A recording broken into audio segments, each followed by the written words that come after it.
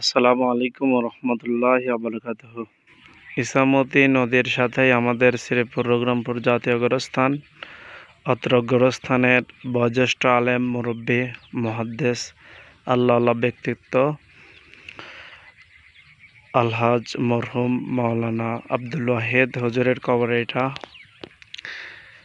এখন দেখাবো আমাদের গোরস্থানের রোডের দুপাশ দিয়ে অনেক সুন্দর গাছ লাগানো হয়েছিল। ওগুলো ছোট ছিল, এখন আল্লাহর রহমতে অনেক বড় বড় হয়ে গিয়েছে এবং দেখার মতো। এটা আব্দুল সালাম হুজুরের কবর। ভিতরে দুইটা অনেক বড় ফুল গাছ হয়েছে এবং রাস্তার দুই সাইড দিয়ে আপনারা দেখতে পাচ্ছেন। ফুল গাছের নাম কি বলে জানি না, অনেক সুন্দর সুন্দর ফুলের গাছ হয়েছে।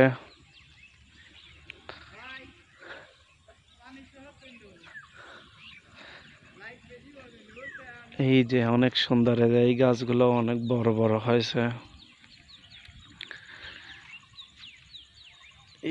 এই যে একজন ঘাস কাটতেছে। এই যে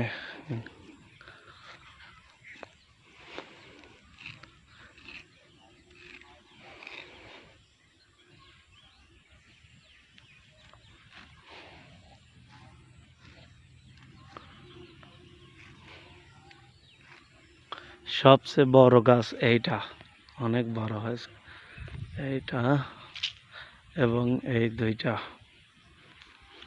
এই গাছগুলো অনেক সুন্দর দেখা যায়।